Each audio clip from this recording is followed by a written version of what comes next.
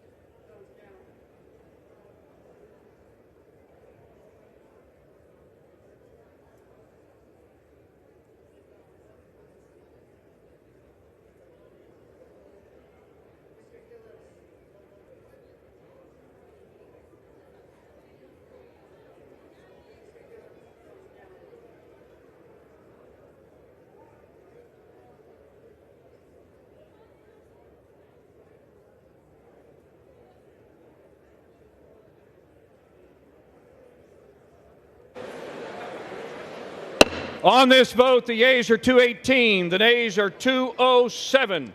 The previous question is ordered. The question is on adoption of the resolution. Those in favor will say aye. Those opposed, no. Opinion of the chair, the ayes have it. Gentlelady from Pennsylvania. Mr. Speaker, we would request a roll call vote on the rule. Roll call vote is requested. Those favoring a roll call vote will rise. Sufficient number having risen, a roll call vote is ordered. Members will record their votes by electronic device. This is a 5-minute vote.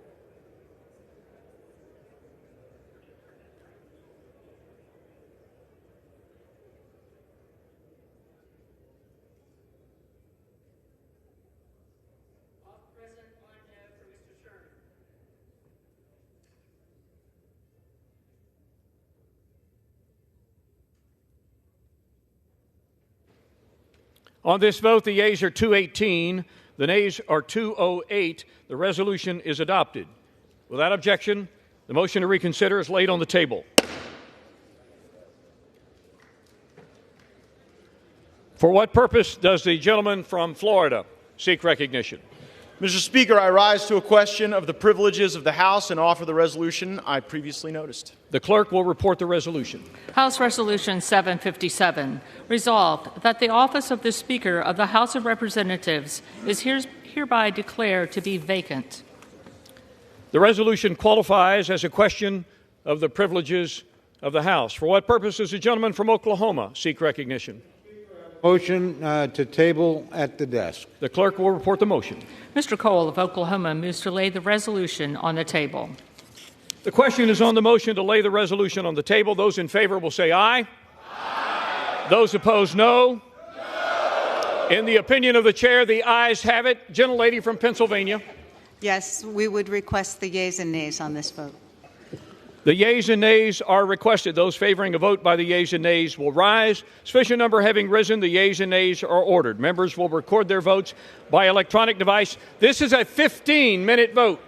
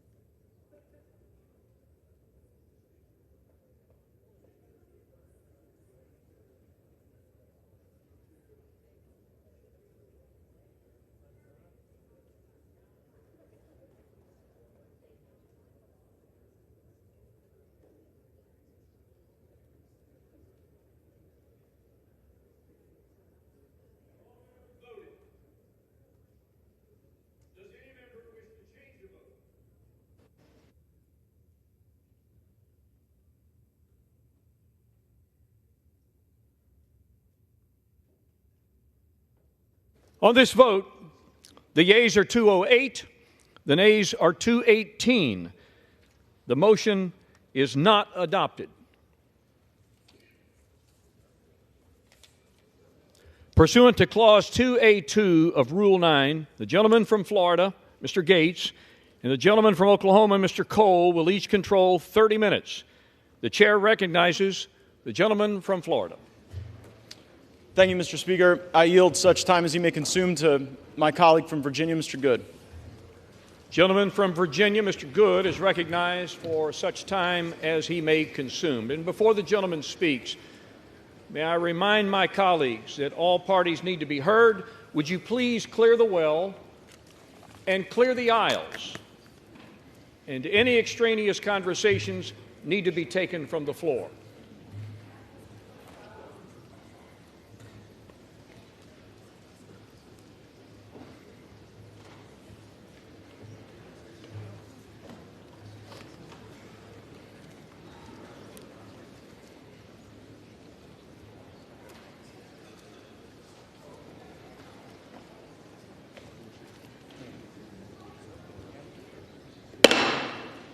Gentleman from Virginia is recognized. Thank you, Mr. Speaker. Like so many others, I deeply regret that we are here in what was a totally avoidable situation. I must take you back to January, however, which for many of us was about not repeating the failures of the past and letting Republican voters across the country down once again, when in the past, for many years, when Republicans have had majorities in this chamber, we have passed our major spending bills predominantly with Democrat votes, something the other side of the House has never and would never do with majority control. Back in January, I expressed my concern that the previous 2 years, during my first term here in this House, we had not used every tool at our disposal to fight against the harmful, radical Democrat agenda that is destroying the country, bankrupting the country, and under which the American people are suffering.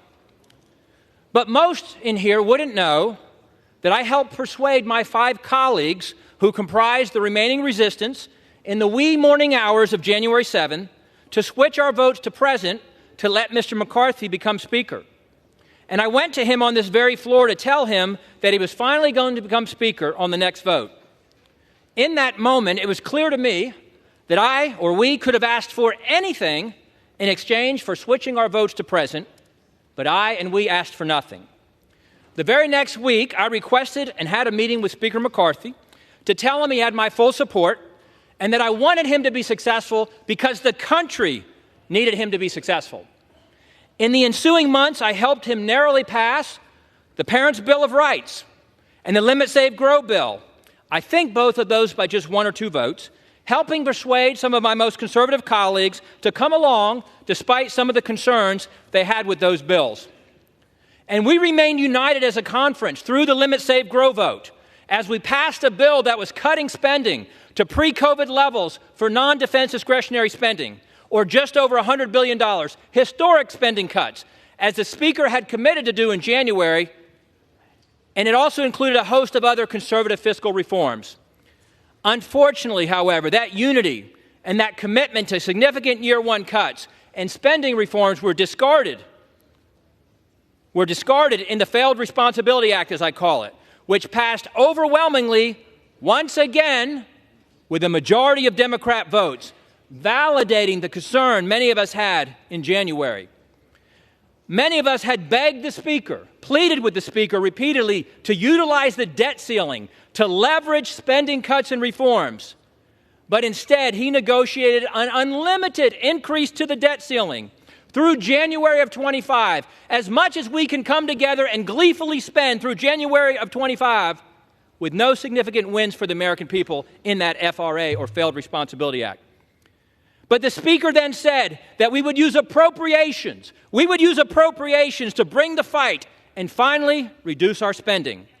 He said the levels of the FRA were the ceiling and not the floor, and recommitted multiple times to go back to the $1.471 trillion that was the Limit, Save, Grow levels, radically, historically, saving $100 billion and lowering the deficit this year under Republican majority from $2.2 trillion to $2.1 trillion. That's what we were asking the Republican House to do, to go to $2.1 trillion. Meanwhile, the Speaker had committed to bring a balanced budget vote to this floor, something that still has not happened, despite the work that's been done in our Budget Committee to mark it up and have it ready to come to the floor. He also promised that we would bring all 12 appropriation bills well before the September 30 fiscal deadline. We did not. We simply, as Republicans, needed the Speaker to cast the vision, request the support of the entire conference, all of whom voted for the limit, save, grow levels, except for 4 who wanted to go even further, to lead us in joining him, sticking with him, supporting him, and sending the most conservative spending bills with the most conservative cuts possible to the Senate as the best starting position for negotiations with the Senate.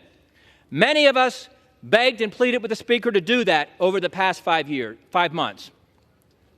When the Speaker failed us to pass our spending bills, bringing only 1 of 12 to the floor before the August district work period, members began to negotiate amongst themselves without the Speaker to find compromise. I was among those who reluctantly agreed last month to split the difference between failed responsibilities 1.586 and the limit, save, grow 1.471. I reluctantly agreed to do that, to go to 1.526 in order to pass our bills on to the Senate. We then essentially forced the Speaker, with the pressure of the calendar, the debt ceiling, or excuse me, the shutdown threat of the calendar, to bring those 4 bills to the floor last week, all of which I voted for, despite some of them not cutting to the levels we'd agreed to and other concerns I had with the bills.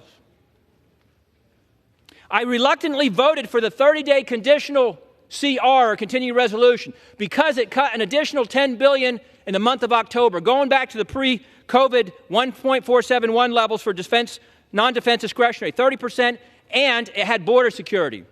I voted for that. However, when that vote failed, the Speaker this past Friday in the Republican conference meeting made it abundantly clear that he was willing to do anything to avoid the temporary discomfort and the pressure of a pause in the 15% of the non-essential federal government operations, which would guarantee that we would lose to the Senate Democrats and the White House. If you're not willing to say no, then you're guaranteed to lose. And that was confirmed with the passage of the unconditional 45-day CR this past Saturday, once again with 209 Democrat votes. The Republican bill, 209-1 Democrats, 51-0 in the Senate side. The Speaker fought through 15 votes in January to become Speaker, but was only willing to fight through 1 failed CR before surrendering to the Democrats on Saturday. We need a Speaker who will fight for something, anything, besides just staying or becoming Speaker.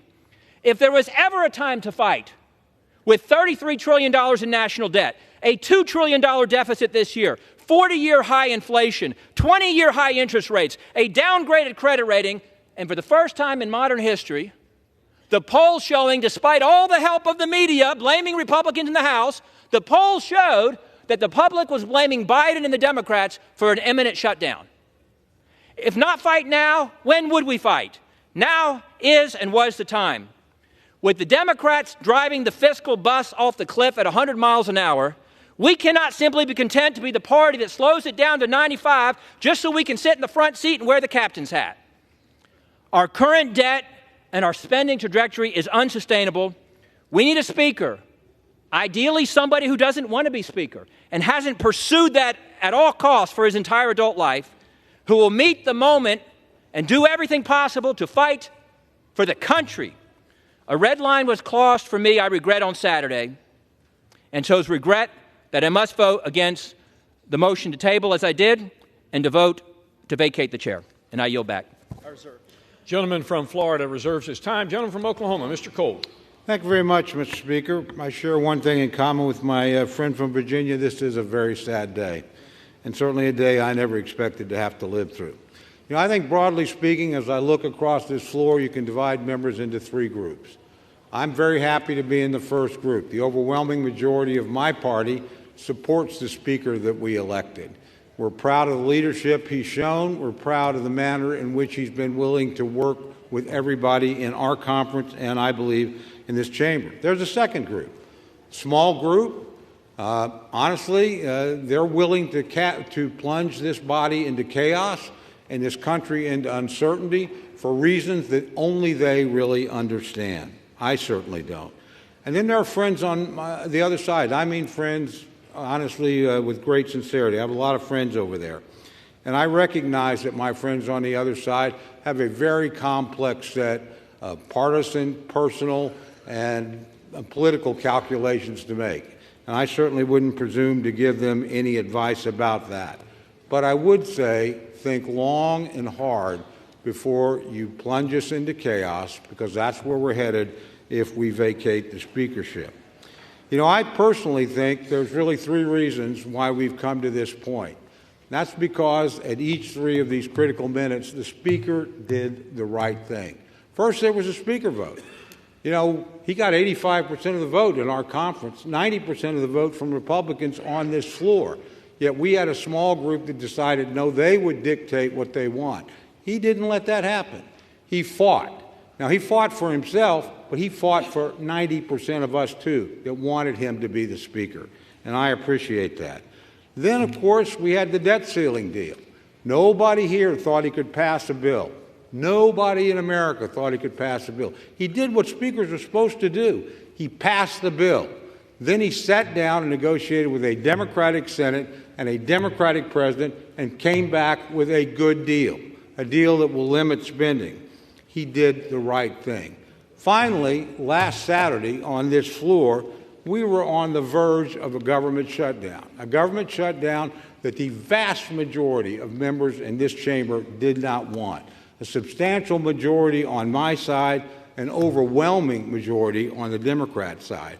He put his political neck on the line, knowing this day was coming, to do the right thing for the country, without a doubt. My friends and I agree on that, whether or not we agree on the Speaker. He did the right thing. He did the right thing, I think, for this institution. He showed it could function in a time of crisis.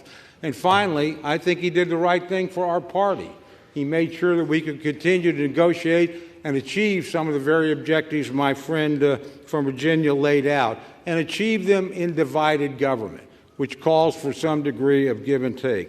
So I'm very proud of this Speaker. I'm very proud to stand behind him. Tomorrow morning, whether I win or lose, I'm going to be pretty proud of the people I fought with, and I'm going to be extraordinarily proud of the person I fought for, the Speaker of the House, Kevin McCarthy. And with that, I reserve the balance of my time.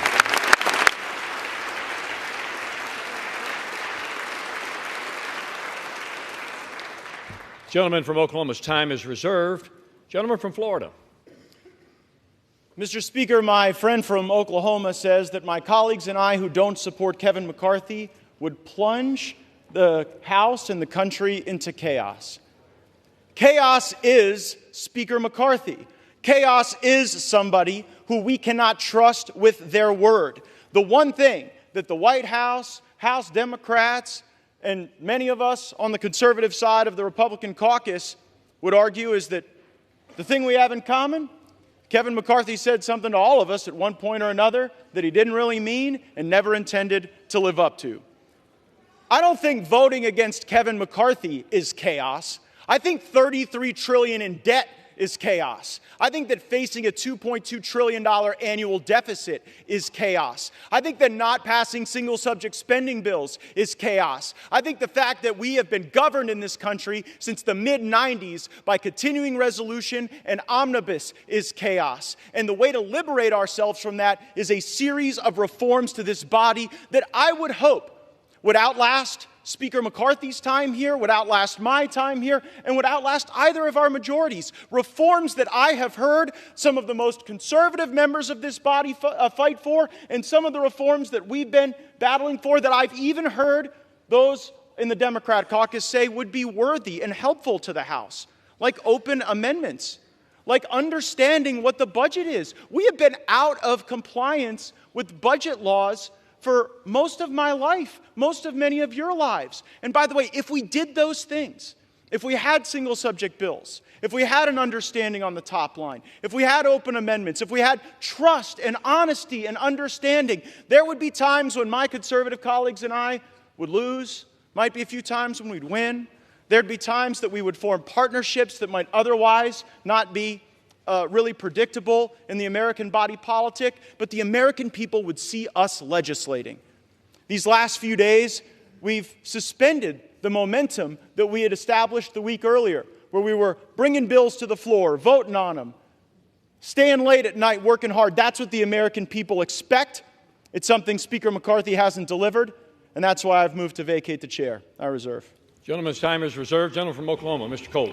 Thank you very much, Mr. Speaker. I yield 2 minutes to my very good friend, Mr. Emmer from Minnesota. Gentleman from Minnesota, Mr. Emmer, is recognized for 2 minutes. Thank you. Kevin McCarthy has earned this. Under Speaker McCarthy's leadership, our House Republican majority has actually defied all odds and overperformed expectations again and again and again. It all started with the Speaker's race, when our Speaker, Kevin McCarthy, showed the American people how he would never give up. It carried over into the Speaker spearheading a rules package to create the most transparent, member-driven legislative process that I've ever seen since I've been here.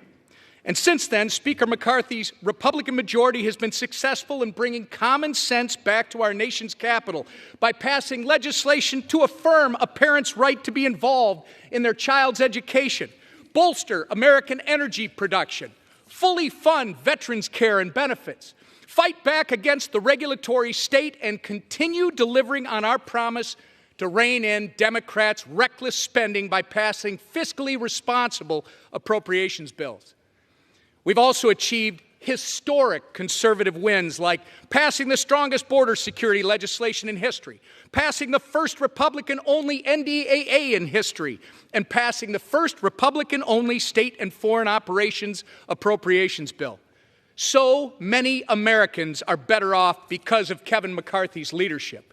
American families, job creators, entrepreneurs, service members, law enforcement officers, and the list goes on and on.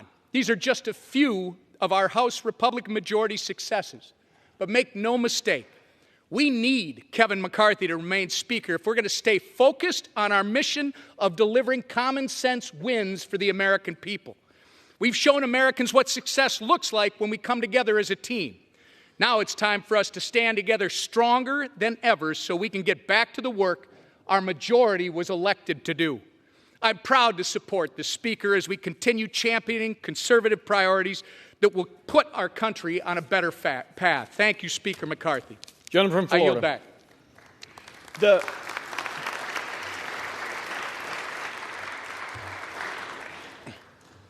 The opening line of my colleague's speech was that Speaker McCarthy always overperforms expectations, but after tweeting "bring it," and after engaging in profane-laced tirades at House conference, he just lost a motion to table. So I wouldn't necessarily consider that overperforming expectations.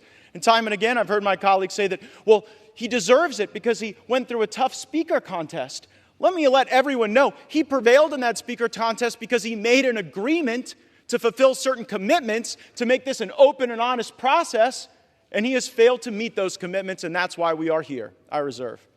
Gentleman reserves his time. Gentleman from Oklahoma, Mr. Cole. Thank you very much, Mr. Speaker. I yield 3 minutes to my very good friend, Mr. Jordan of Ohio. Gentleman from Ohio is recognized for 3 minutes. I thank the gentleman for yielding. On January 3rd, we said the 118th Congress is about 3 things.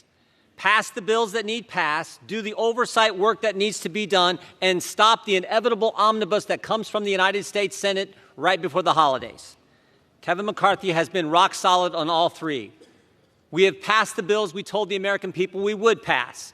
87,000 IRS agents, that bill passed. Parents' Bill of Rights, that bill passed. Energy legislation passed. Border security, immigration enforcement legislation, the strongest bill ever to pass the Congress, passed earlier this year. We have done what we told them we were going to do. We can't help it the Senate won't take up those good common sense bills. They'll have to answer to the American people come Election Day. Oversight.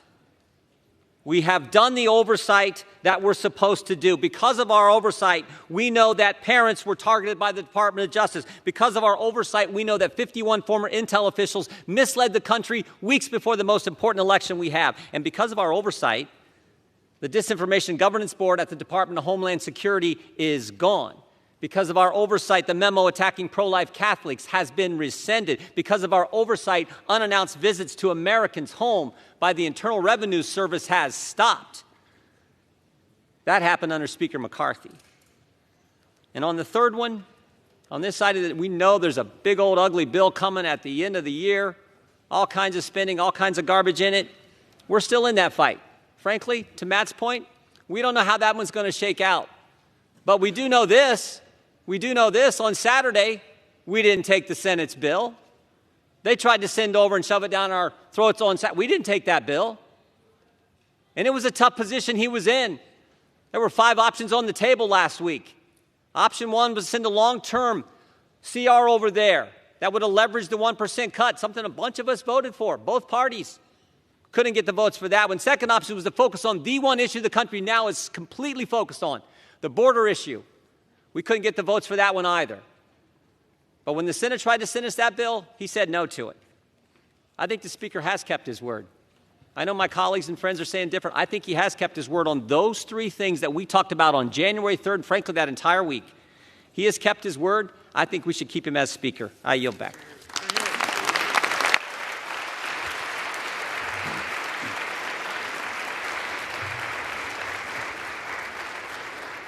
Gentleman from Florida is recognized. Yeah, the problem with my friend from Ohio's argument is that many of the bills he referenced as having passed are not law. We are on a fast track to an omnibus bill, and it is difficult to champion oversight when House Republicans haven't even sent a subpoena to Hunter Biden. So it's hard to make the argument that oversight is the reason to continue when it sort of looks like failure theater. I yield such time as you may consume to my colleague from Arizona, Mr. Bates. Gentleman from Arizona is recognized. How much time? What he consumes. So much as he may consume. Thank you, Mr. Speaker. This is a serious time. And my mind immediately goes to the young deputy from Cochise County who 2 nights ago, while trying to apprehend a runaway vehicle smuggling humans across the border, suffered major injuries, transported to Pima County, where he's in a Tucson hospital fighting for his life. I'm talking about a border that remains wide open, where drugs come through the Tucson sector, the most gotaways known and unknown of any sector along the border. Terrorists coming in. People conducting criminal conduct coming in, criminal gang members, human smugglers, sex traffickers. They're coming across our border to the tune of hundreds of thousands every month.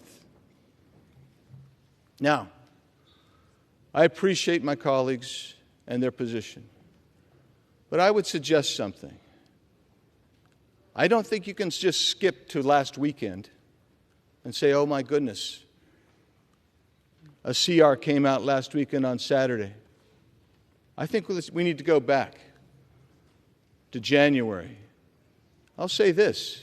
This body came together on the Republican side, and we passed a good border security piece of legislation, H.R. 2. That's good.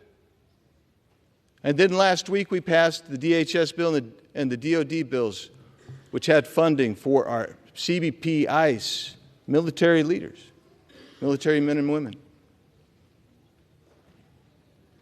But why were we successful in doing that? What happened to motivate us to get there?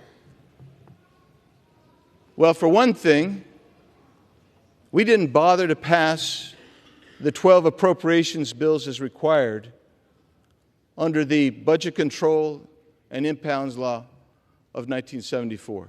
We didn't do it. And you know how many times that's not been done? 25 years in a row. And you know how many CRs this body has passed in that same period of time? 130. You know what that gets you? A $2 trillion plus structural deficit like we had in fiscal year 23. You know what that leads you to? A $33 trillion national debt, which is where we sit today. Leads you to somewhere north of $700 billion in interest payments. And you know why that happened? Because this body is entrenched in a suboptimal path and refuses to leave it. Refuses to leave that path. You cannot change if you're unwilling to change. We had every opportunity to change. We were promised change. We were promised we were going to go ahead and we were going to get those 12 bills done. And if we got those 12 bills done, do you know why you do 12 bills? Because it allows you to reduce spending, get rid of wasteful, duplicative programs. It allows you to set an agenda to restore fiscal sanity. We chose to not do it again. We were promised we'd do it. That's why at the end, some people said, we'll vote present. We'll go ahead. We're going to put our trust in Mr. McCarthy to become the Speaker. That didn't happen.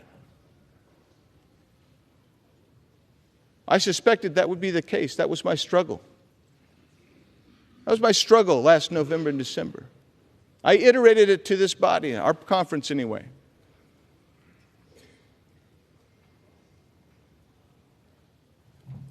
When we got to the debt ceiling, again, that seemed to spring upon everybody like a surprise. And when that happened, I was in there for some of those negotiations on where that number would be. And I was astonished how that $1.5 trillion number was negotiated. Unbelievable. Unbelievable. But I will tell you this. To his credit, the Speaker told us one thing that I believe to be true. He said that that's basically the ante in a poker game. He can sit down at the table. And I told my colleagues who supported that $1.5 trillion in 8 months, that you're willing to raise the debt ceiling, that's the opening marker. And indeed it was. And now projections are many $trillion above that. Yes, I think it's time to make a change. I'm not the only one. And that's it's somber. Thus it is somber. But what have we failed to accomplish? Why didn't we get this stuff done? When we're campaigning, we're talking about an extension of the debt ceiling to January of 2025. We're talking about additional Ukraine funding. Is that going to be, maybe that's good in your districts. Maybe it's not. But that money's not offset. We're not paying for it. We haven't designated how we're going to pay for that. The same with the disaster package.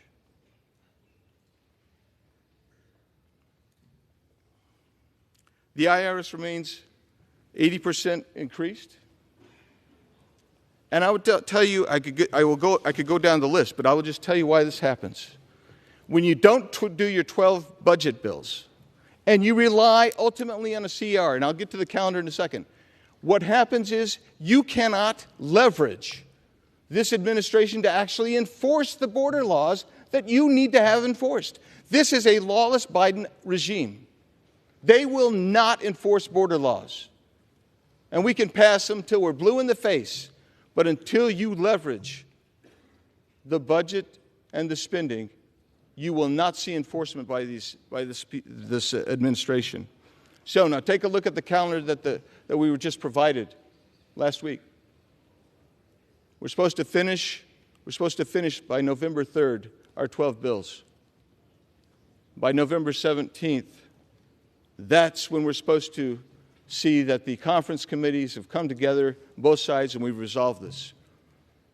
I don't believe that that's going to happen. It wasn't going to happen before. You were betting on the come again. At some point, I'd urge you to stop betting on the come and bet on the reality. That's why I can't support the Speaker any longer. I'll be voting for the motion to vacate. Yield back. Reserve. Gentleman yields back his time. Gentleman from Florida. Reserves. Reserves. Members are advised to direct your comments to the chair, please. Gentleman from Oklahoma. Thank you, Mr. Speaker. Mr. Speaker, I yield 2 minutes to my very good friend from Arkansas, Mr. Westerman. Gentleman from Arkansas, Mr. Westerman, is recognized for 2 minutes. Selah, S-E-L-A-H, Selah. This unique word scattered throughout the Psalms signals to the reader to pause, reflect, consider, and maybe take a deep breath before moving on. Psalmists use Selah to emphasize the significance of a statement. For example, King David wrote, "Blessed be the Lord who daily bears our burden, the God who is our salvation." Selah. That is a profound statement with huge implications. It deserves more than a cursory consideration. Within the next hour, this House will vote yea or nay to vacate the Speaker's chair, a profound action with huge implications. This was last tried in 1910. Joseph Cannon won the vote. 113 years later, my office is in the Cannon Office Building, and Uncle Joe Cannon's statue sits just outside this chamber. No living human has taken the vote we're about to take. It deserves that we pause, we reflect, that we consider deeply the ramification of our actions. To my fellow Republicans who would consider voting yes to removing our Republican Speaker, please pause and ask yourself 2 questions. Will your yes vote make America stronger? Will your yes vote strengthen conservative policies? If you believe yes is the right vote, please stand before this body and the American people and articulate your plan. Not your grievances or your wishes, your plan. Convince the mass majority of the Republican conference that strongly disagrees with you to follow you. If you cannot do that, which you have failed to do so far, then voting yes is at the least a disruptive overreaction. In reality, it's selfish, bad for conservative policies, and bad for America. That's why I strongly support Speaker Kevin McCarthy, and why without hesitation or reservation, I will vote no on this disastrous resolution. I yield back.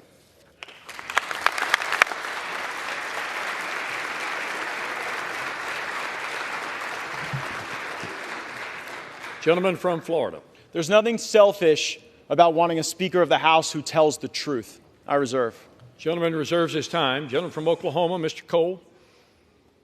Thank you very much. Mr. Speaker, I yield 2 minutes to my very good friend from Kentucky and fellow member of the Rules Committee, Mr. Massey. The gentleman from Kentucky, Mr. Massey, is recognized for 2 minutes. Mr. Speaker, as the only still serving co-author and co-sponsor of the motion to vacate Speaker Boehner, I can tell you this motion to vacate is a terrible idea. As the only member who's serving here who took every chance to vote against Speaker Boehner and to vote against Speaker Ryan, I can tell you that this chamber has been run better, more conservatively, and more transparently under Mr. McCarthy than any other speaker that I have served under. As a member of the Rules Committee, one of three conservatives who were placed there out of trust, the Speaker gave us a blocking position by putting 3 of us on there to keep an eye on the Rules Committee to make sure the process was fair and even. I can tell you it's been fair and even. None of us are voting against the Speaker today. Regular order is at odds with predetermined outcomes. Yet the Speaker is being accused of not holding to regular order and predetermined outcomes at the same time. It is not possible. You cannot be for both at the same time. I was a party to the January agreement, and I can tell you that there were promises in there, but there was never a promise for an outcome. There was never a promise that you could force Joe Biden to sign something. There was only the promise that we would try, and try we have. We have tried in the Rules Committee. We have tried on the floor. We've been trying this since the summer, and there's enough blame to go around for why we don't have 12 bills, but part of it was a relitigation of the debt limit deal. By the way, there was no promise on the debt limit deal, no conditions on that in January, 0 whatsoever. I was in the room for that. So the 12 bills were delayed over what? $100 billion. That's a lot of money. But it's nothing compared to the $2 trillion that I came here to object to when Speaker Pelosi and President Trump pushed that bill through. We've had over 500 amendments. Listen, this is a referendum on this institution. We have tried regular order. Speaker McCarthy has tried regular order. If regular order fails today, if you vacate the Speaker, nobody is going to try it again. Gentleman's time has expired. This institution will fail. Please do not vacate the Speaker.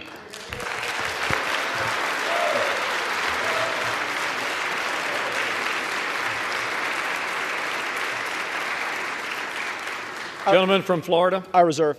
Gentleman from Florida reserves his time. Gentleman from Oklahoma, Mr. Cole. Thank you very much, Mr. Speaker. I yield 2 minutes to my very good friend from California, Mr. McClintock. Gentleman from California, Mr. McClintock, is recognized for 2 minutes. Mr. Speaker, if there was ever a time for sobriety, wisdom, and caution in this House, it is right now. If this motion carries, the House will be paralyzed. We can expect week after week of fruitless ballots while no other business can be conducted. The Democrats will revel in Republican dysfunction, and the public will rightly be repulsed. It'll end when the Democrats are able to enlist a rump caucus of Republicans to join a coalition to end the impasse. This House will shift dramatically to the left and will effectively end Republican House majority that the voters elected in 2022.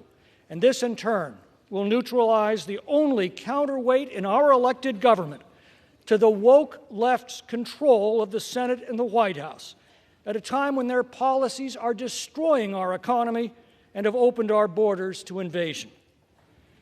There are turning points in history whose significance is only realized by the events that they unleash. This is one of those times. We are at the precipice. There are only minutes left to come to our senses and realize the grave danger our country is in at this moment. Dear God, grant us the wisdom to see it and to save our country from it.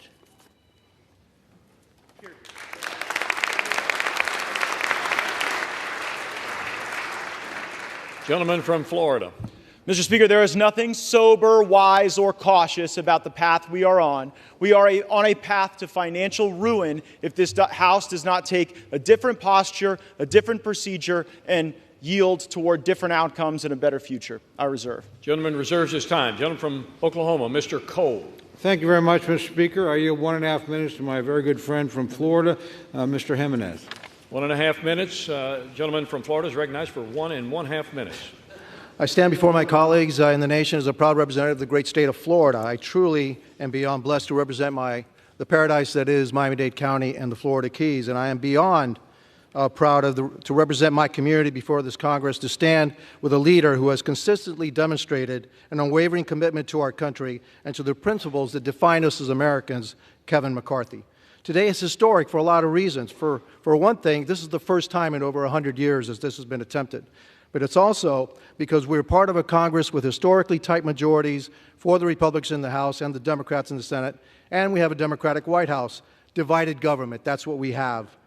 The need to negotiate, to find solutions to the issues facing this country. That's a reflection of the principles that are uniquely American, principles that make this country exceptional, and principles that allowed me, an exile who came here from Cuba, fleeing communist Cuba, to serve in this very institution. You see, I wasn't born here, and everything that I am, everything that I ever will be, is thanks to America.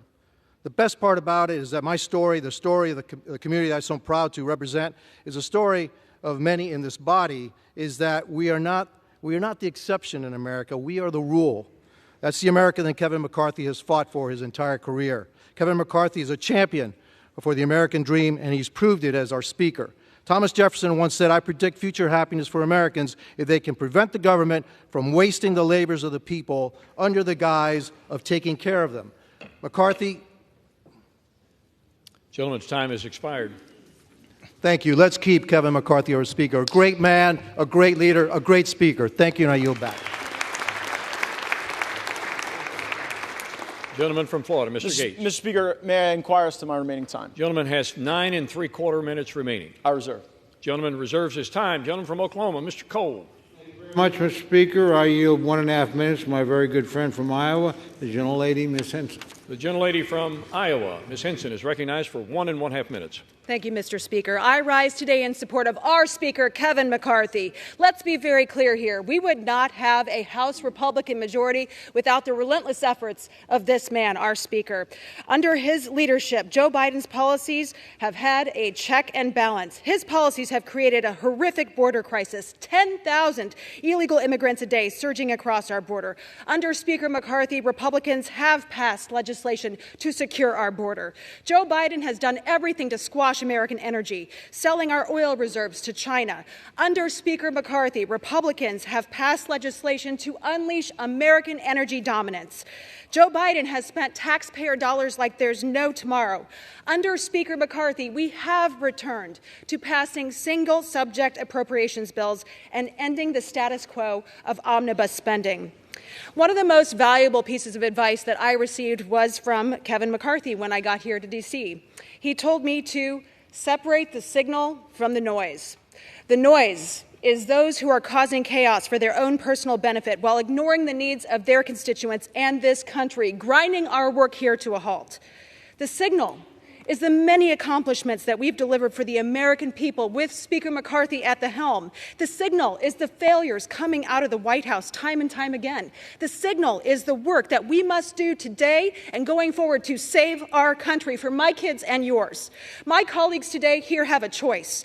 Be a chaos agent or get back to work. So I call on my colleagues, let's separate the signal from the noise. Let's support our Speaker, Kevin McCarthy, so we can get back to work for the American people. Thank you, Mr. Speaker. I yield back. Gentleman from Florida, Mr. Gaetz. Thank you, Mr. Speaker. I think I've caught the signal, too. The signal is for $33 trillion in debt, facing $2.2 trillion annual deficits. And our fellow Americans may be watching, wondering, how does that happen? How does the greatest country in the world have a process so broken that it would be laughed out of the rooms in the halls of the state legislatures where many of us come from? Here's how it works. The law says we're supposed to have the very single-subject spending bills that my colleague referenced in the summer. That we're supposed to have that and move it. But there's a dirty little secret in this town, and that is if you delay, if you hold the bills, if you make multiple contradictory promises, as Speaker McCarthy has done, and you back everybody up against shutdown politics, well, nobody wants to shut the government down. No one cheers for a shutdown. And of course, when people are backed up against shutdown politics, the decision calculus changes. So year after year, decade after decade, we break the law and we do the same thing. We pass a continuing resolution, then we pass another continuing resolution, and then it's either another continuing resolution or an omnibus bill or a series of minibuses that lump these disparate things together. The American people want all of us to take votes on single subject matters. They don't want to see these things all mushed together and log-rolled. And it was concerning to me to hear of news of a secret deal on Ukraine funding that would have log-rolled more money with Ukraine with our southern border. Now, how offensive is that to our Customs and Border Patrol, to our ICE, to the people that are suffering as a consequence of our border, that some of my colleagues are only willing to stand up and fight for our border if they could send billions to Ukraine to fund their border too? Well, I've had enough of that, and that's why I brought this motion to vacate. I reserve. Gentleman's time is reserved. Gentleman from Oklahoma, Mr. Cole. Thank you very much, Mr. Speaker. I yield 1 minute to our distinguished Majority Leader, my good friend from Louisiana, Mr. Scalise. Gentleman from Louisiana, the Majority Leader, Mr. Scalise, is recognized for 1 minute. Thank you, Mr. Speaker. Thank my friend from Oklahoma for yielding. And when we go back to January, as many people have, we knew that it was going to be a narrow majority. We also knew that it wasn't going to be easy. How many of us came here because we thought this job was going to be easy? How many of us thought the task ahead of us to address the problems of this country was going to be easy? One thing we did know is that if we were going to finally start confronting problems that had been ignored for years and years and years, we had to change the way that this place worked. And one thing Speaker McCarthy embraced from day one is to start making those kind of changes to this institution, opening up the process, allowing members to be more engaged, having amendments come to the floor, single subject bills, doing appropriations bills. Yes, making that happen overnight is not something that happens automatically, but it started to happen, and we are now seeing the fruits of it. Just last week, we had 4 different appropriations bills on this House floor, 4 different ones. Now, those bills took weeks and weeks to finally get to the floor, going through an open committee process, hundreds of amendments, each one of them, where Republicans, Democrats could bring their ideas.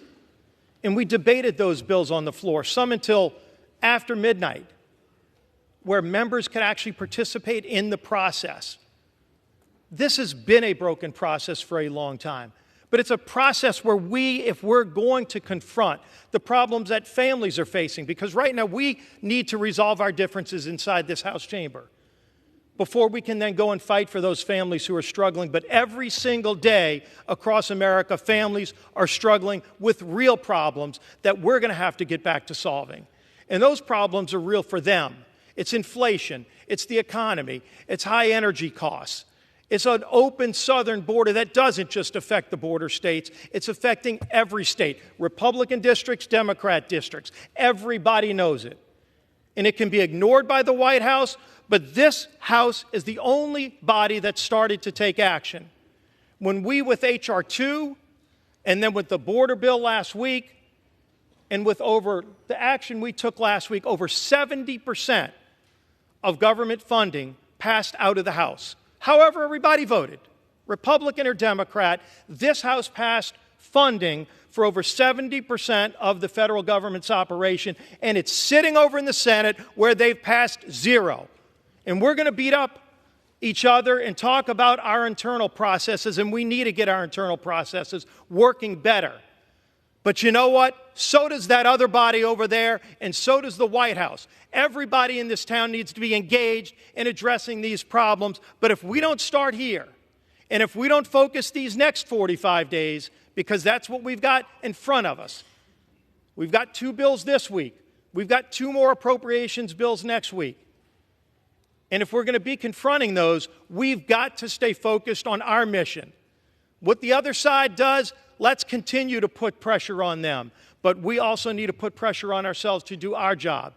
And Speaker McCarthy's been leading at the top of the level to make sure that we have the tools to do our jobs in a different way than the House has done it before. This House is going to have to continue to make those changes. But the American people sent us here to confront those problems. We're finally starting to. This isn't the time to slow that process down. We need to keep doing our work. We need to keep fighting for those families who are struggling. But so does the Senate, and so does the White House as well. Let's keep doing this work that we were sent here to do. I yield back.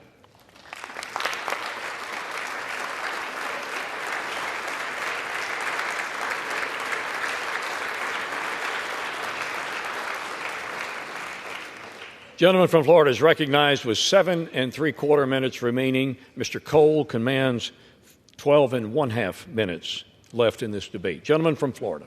I agree with everything that the majority leader said in those remarks, except one thing. It is astonishing to hear any colleague give Speaker McCarthy credit for moving on to the single subject appropriations bills. As you heard my colleague, Mr. Biggs, say, that was never the plan from Speaker McCarthy. The week before we moved on to those single subject appropriations bills, the plan was another CR. He pitched a CR. They tried to get us to vote for a CR, and only when a brave few said, we are done governing by continuing resolution. We are here to eulogize the era of continuing resolution. We will not do it. We will not pass it. These bills can go. The spending may rise and fall as the years pass. But the notion that we're going to lump in the Department of Education and the Department of Labor with our military and our troops and our Border Patrol is fundamentally unserious, and I would suggest chaotic. We cannot do that. It was only because we forced that to happen. And by the way, if we continue with Speaker McCarthy, the appropriations process will go right back to what he wanted it to go back to. Just a sideshow, just a puppet show, just something to keep the hamsters on the hamster wheel as they continue to back people up against a calendar, centralized power with the lobbyists and special interests that move all kind of money through the leadership, and then that's how they get their way, and that's why the American people have been getting screwed decade after decade, and I'm not going to tolerate it anymore without a fight. I reserve. Gentleman's time is reserved. Gentleman from Oklahoma, Mr. Cole. Thank you very much, Mr. Speaker. I yield 2 minutes to my very good friend, fellow member of the Appropriations Committee, Mr. Garcia of California. Gentleman from California, Mr. Garcia, is recognized for 2 minutes. Mr. Speaker, I want to recalibrate our minds on what is actually happening here today. This proceeding looks important, it feels consequential, but let's look at what else is happening across America. Today, about 300 Americans will die from fentanyl poisoning. Today, about 11,000 people will illegally penetrate our borders. Today's debt is approaching $34 trillion. Today's mortgage rates just hit a 25-year high, now approaching 8%. Our energy prices are again at back-breaking highs with gas approaching $8 a gallon in my district. Today, China and the CCP grow stronger with an intent to go to war by 2027, and our military is experiencing record low retention and record low recruitment. This is the reality of today for 335 million Americans under President Joe Biden. It's a dark and scary reality. This Republican majority here today in the House is the only firewall against the damaging far-left policies of the Biden administration.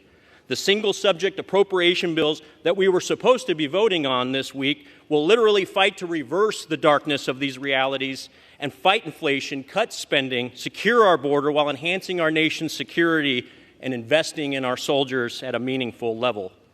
But today, this body filled with people in fancy suits, led by a few Republicans who are running with scissors and supported by Democrats, who have personal issues with the Speaker, have uncertain intentions and even more uncertain goals, and they've decided to make today about drama, not about solving problems and helping our constituents, but about drama. We need to be the no-drama option for America, this party, this majority, and I fear that this self-inflicted drama of today jeopardizes our majority and by definition removes the last layer of defense protecting America from this Biden administration. Let's dispense with the drama, do our jobs, and move on with defending this beautiful country. I yield back.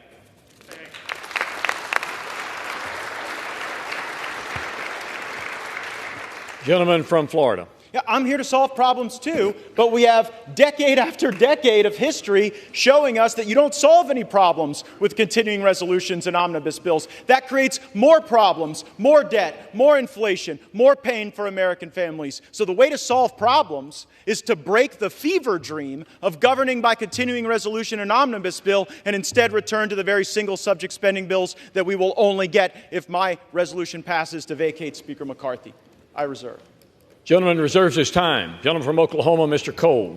Thank you very much, Mr. Speaker. I yield 2 minutes to my very good friend from North Carolina, Mr. McHenry. Gentleman from North Carolina, Mr. McHenry, is recognized for 2 minutes. Thank you, Mr. Speaker. Every step of the way, Speaker McCarthy has been doubted. After the first Speaker vote, he was mocked, right? And after 15, they called him Speaker. And even then, it was the media and the left that mocked him. With the narrowest Republican majority in a generation, what did we achieve? We brought the president to the table when he stubbornly said for 100 days they would not negotiate on the debt ceiling. I took him at his word. The Speaker said, no, we'll get him to the table. And sure enough, we did. The result? The most conservative spending package we've seen in generations, the largest spending cuts year over year that any Congress has passed. Conservative outcomes. So I understand your position on the left. I understand that. But my friends on the right, why? And then this past weekend, so I understand the frustration on the left at what happened on the continuing resolution. But why would we have conservatives object to that? Why will we have House members object to that? We rolled the Senate. We never roll the Senate as a House. Moreover, we never roll the Senate to get less spending, and we got it this weekend. So I understand why the left is mad. What I don't understand is why some Republicans think that that's a bad thing. The frustration for me today, I understand where the liberals are. I know you support the constitutional order, except in a moment like this when you are questioned on that. I understand that. You can't be counted on in a moment like this with the state of the speakership. But for Republicans, why would we give up a conservative working majority for better outcomes and hand the keys over to the Democrats? Why would we do that? And furthermore, with this record of success that we've seen Kevin McCarthy and a Republican majority produce in a Washington run by Democrats, we're going to throw that away, resulting in more liberal outcomes, not more conservative ones. So I understand why the left is where you are today. You don't like an effective conservative majority, and I don't blame you. But on the right, gentleman's time has expired. Gentleman from Florida. It is lovely to hear from the principal architect of Mr. McCarthy's debt limit deal, but here's the reality. The only Republicans in America who believe that the debt limit deal was conservative are in this chamber right now. Because all over America, Republicans think that when you negotiated that debt limit deal, they took your lunch money. I reserve. Gentleman reserves his time. Gentleman from Oklahoma, Mr. Cole. Thank you very much, Mr. Speaker. I yield 1.5 minutes to my very good friend from my home state, Gentlelady Ms. Bice. Gentlelady from Oklahoma, Ms. Bice, is recognized for 1.5 minutes. Thank you, Mr. Speaker. I rise today in support of Speaker Kevin McCarthy. Under his leadership and a very small 5-seat majority, House Republicans have achieved, contrary to popular belief, numerous victories. We passed the Parents' Bill of Rights, the Lower Energy Costs Act to lower the cost of gasoline and restore American energy independence, the Fiscal Responsibility Act, which was one of the largest enacted cuts with enforceable spending caps in American history, and H.R. 2, the most conservative southern border security bill in history. All of this while fully funding our military and our nation's veterans. Let me be abundantly clear. Attempting to remove Speaker McCarthy will put this House in a stalemate and paralyze our ability to fight for our constituents and instead create a fight amongst one another. We have 43 days to restore fiscal responsibility and advance conservative appropriations priorities, which is exactly what my colleagues have asked for. Instead, we are threatening any House proceedings. This is an unnecessary distraction. Working together under the leadership of Speaker McCarthy is of the utmost importance. I stand and strongly support Kevin McCarthy for Speaker of the House, and I encourage my Republican colleagues to do the same. Thank you, and I yield. Mr. Cole continues to reserve his time. He has 7 minutes remaining. Mr. Gaetz controls 5 1/2 in this 1-hour debate. The gentleman from Florida is recognized. I'll reserve. Gentleman reserves. Gentleman from Oklahoma, Mr. Cole. Thank you very much, Mr. Speaker. I yield 2 minutes to my very good friend and our distinguished conference leader, Ms. Stefanik of New York. The gentlelady from New York, Ms. Stefanik, is recognized for 2 minutes. Anyone and everyone who knows Kevin McCarthy, whether they are friend or foe, knows that Kevin McCarthy is a happy warrior. He is tireless. He has that uniquely American grit. Under Kevin's speakership that lasted 15 rounds of him never giving up, this Republican majority has exceeded all expectations. We reopened the People's House. We passed the strongest border security bill in our nation's history. We passed an energy plan to unleash American energy dominance. We passed defense bills to support our troops. Under Kevin's leadership, he's brought hundreds and hundreds of bipartisan members of Congress to Israel, our greatest ally. He elected the most diverse class of Republicans ever, with the largest number of Republican women ever in American history. This boy from Bakersfield, he cares deeply about his constituents, his country, and the American people. And that includes each and every one of his colleagues. He's been to our districts, Gentlelady will toasted at our suspend. weddings, celebrated the birth of our children, and has cheered us when we haven't believed in ourselves, which is why the Republicans strongly support Speaker McCarthy and are proud he is our Speaker. And I yield back. Gentlelady, it was not the intent to cut the gentlelady off, except that we have too much chatter going on in the House chamber. Every member deserves to be heard. So if you have private conversations you need to have, please take them from the floor.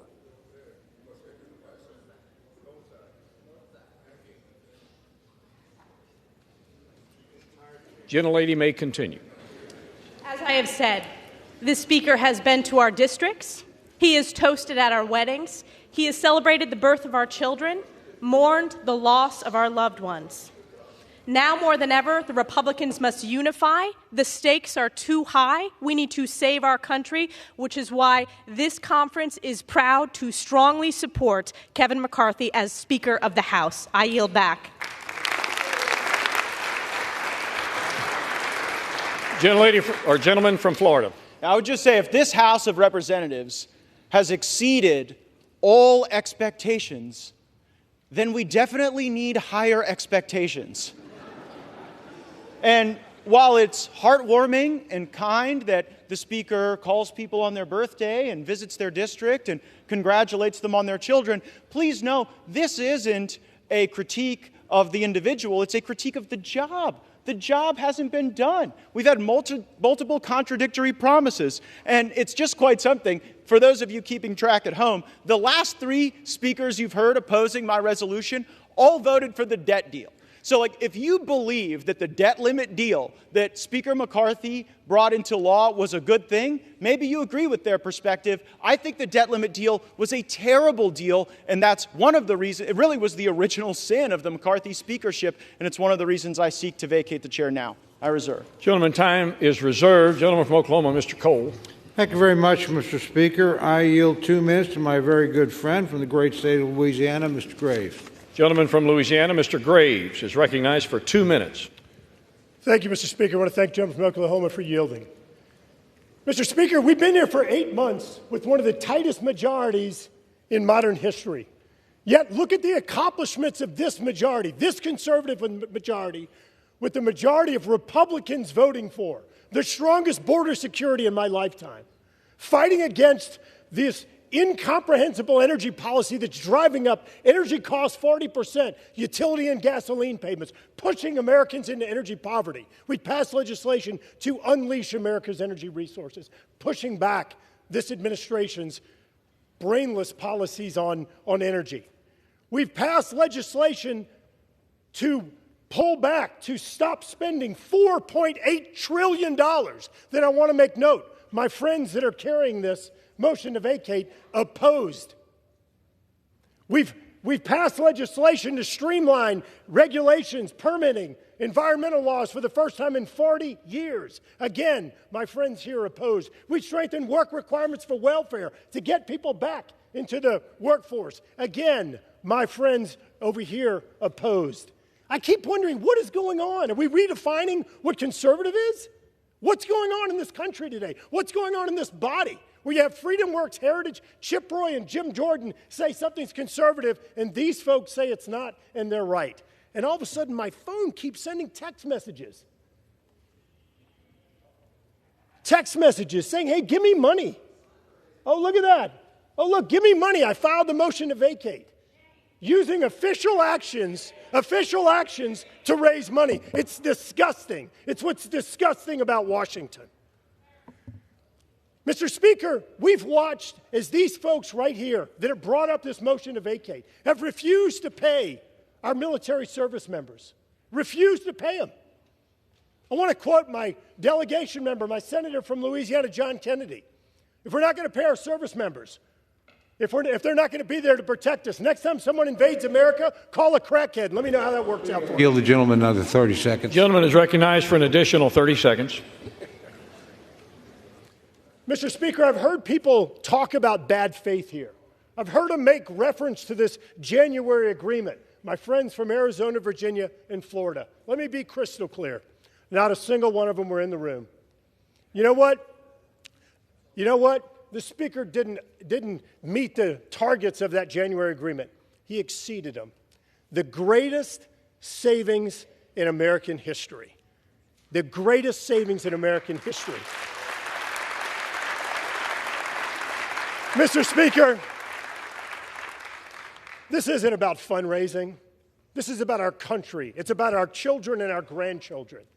We need to stand behind the slimmest 30 majority. seconds. We need to stand behind the greatest speaker in modern history that has delivered the best conservative wins for this country. I yield back.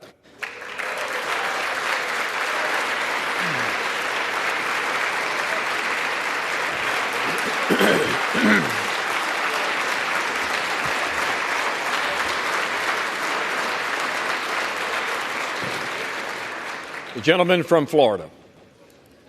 My colleague says we've passed the strongest border bills in history. Well, guess what? Look at the border right now. We didn't use sufficient leverage in the debt limit or in any other thing to actually get results on the border. The border is a disaster, really something I don't think you're going to be campaigning on, that you fixed the border. Second, you said you streamlined regulations. What the gentleman from Louisiana doesn't tell you is that all of the regulatory reform he was just bragging about is waivable by the stroke of a pen of someone in the Biden White House. Do you really think you've got anything for that? It's a total joke. And then finally, the welfare to work that the gentleman from Louisiana said we got. The welfare programs that they said that they streamlined with their welfare to work stuff, they're actually going to grow. Because while they did work requirements, they blew out those programs with expanded eligibility. I'm real glad you guys didn't put work requirements on Medicaid. It probably would have resulted in Medicaid expansion.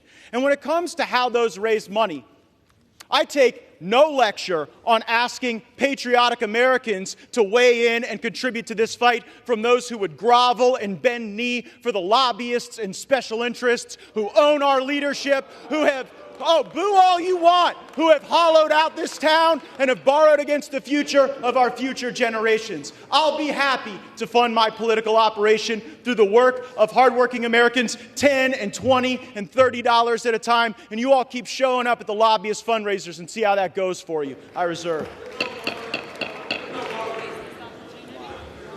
Once again, the chair would admonish those speaking from the floor to direct their comments to the chair. Gentleman from Oklahoma. Mr. Speaker, I would inquire as to how much time remains for each side. From Oklahoma controls 3 minutes. The gentleman from Florida has 3 minutes as well. I advise the gentleman from Florida I'm prepared to close if he is. Mr. Speaker, I yield the balance of my time to my great friend from North Dakota, Mr. Armstrong. Gentleman from North Dakota, Mr. Armstrong, is recognized with the remaining 3 minutes. Thank you, Mr. Speaker. Let's be clear why we're here. Because the incentive structure in this town is completely broken. We no longer value loyalty, integrity, competence, or collaboration.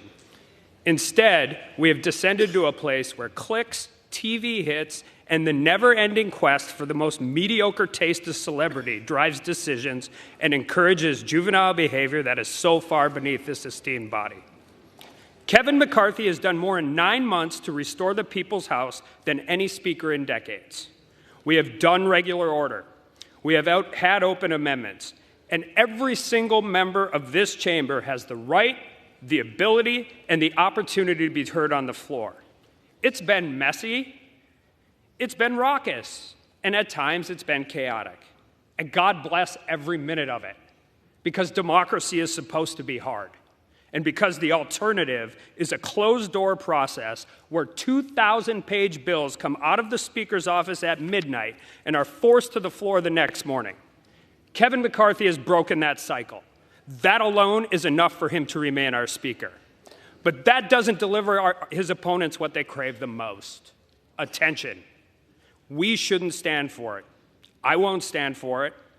I will stand here with our Speaker, with our leader, that the overwhelming majority of our Congress supports. And you need to look no further than where the opponents are sitting today in this chamber. They're not over here, they're over there.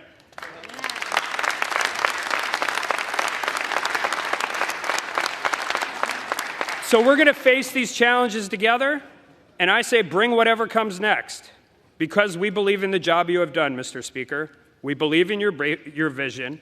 And most importantly, we are proud to call Kevin McCarthy our friend and our Speaker of the House. And with that, I yield back.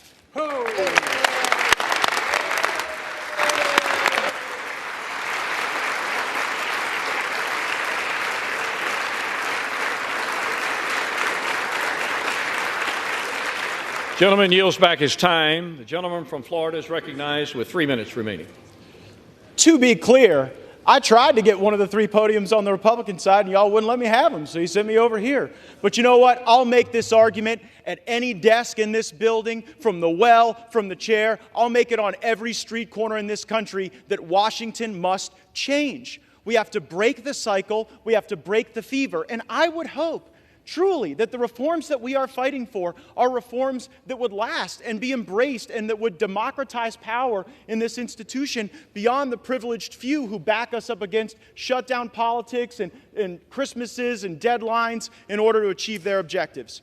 Mr. Speaker, high inflation is on the verge of bankrupting American families. Our economy is breaking in half. A typical American family can't afford to buy a house in 99% of U.S. counties. Inflation is stealing more than $700 a month from working Americans, nearly $9,000 a year. Kevin McCarthy is the Speaker of the House of Representatives, and he has failed to take a stand where it matters. So if he won't, I will. I make no apologies for defending the right of every hardworking American to afford a decent life for themselves and their families, and we have a greater opportunity to do that and to build coalitions under new leadership. We have to rip off the Band-Aid. We have to get back on a better course. And Mr. Speaker, I don't know how this vote's going to go. Usually when a vote comes to this floor, it's pretty predetermined. And this one, I'm not so sure.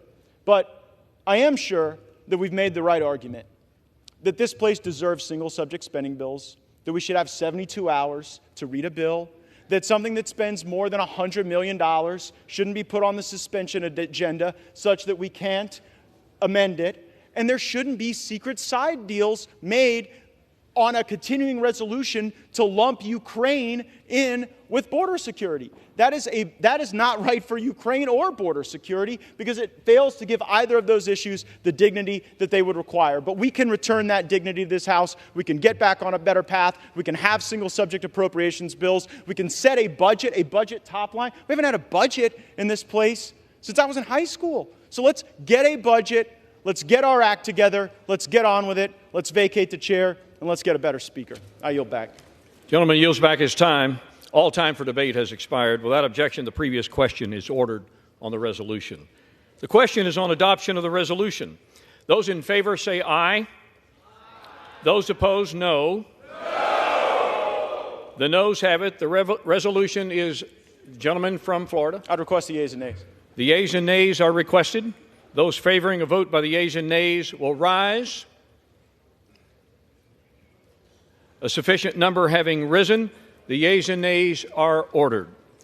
Pursuant to Clause 3 of Rule 20, the chair directs the clerk to conduct the vote by a call of the roll.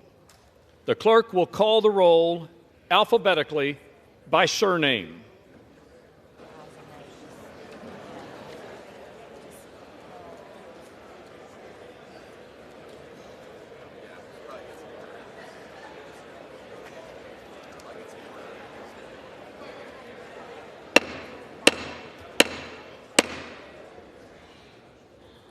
The House will be in order.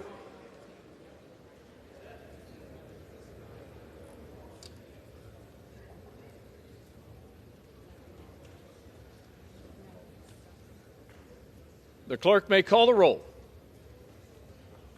Adams. Yay. Adderholt. Nay. Aguilar. Yay. Alford. No. Nay. Allen. No. Nay. Allred.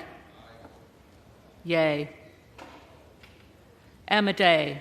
No. Nay. Armstrong. No. Arrington. Nay. Auchincloss. Yay. Babin. Nay. Bacon. Nay. Baird. Nay. Balderson. Nay. Ballant. Yay. Banks. Banks. Barr. Nay. Berrigan.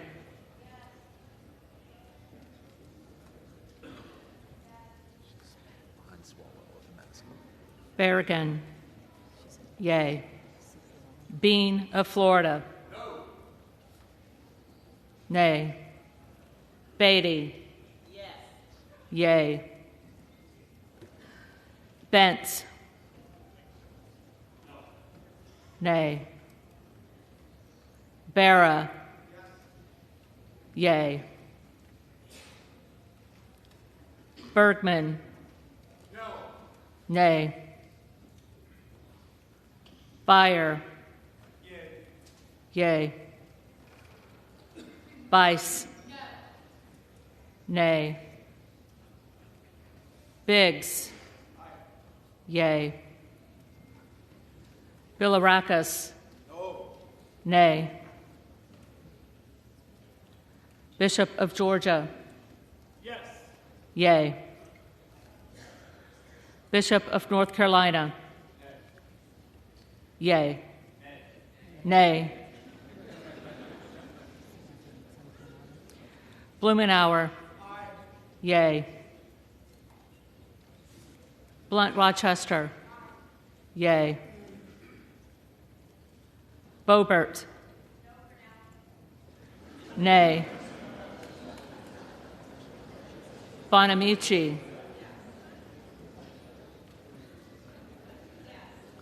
Yay.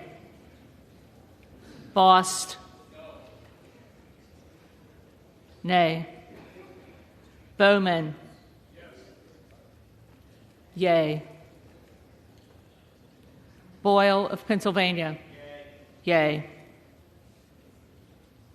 Burkeen. Nay. Brown. Yay. Brownlee. Yay. Buchanan. Nay. Buck. Yay. Bouchon. No. Bazinski. Yay. Burchett. Yay. Burgess. Nay. Burleson. Nay. Bush. Bush. Calvert. Nay. Kamek. Kamek. Caraveo. Yay. Carbajal. Yay. Cardenas. Yay. Carey. Nay. Carl. Nay. Carson. Yay. Carter of Georgia. Nay. Carter of Louisiana. Yay. Carter of Texas. Carter of Texas. Cartwright. Yay. Kassar. Yay.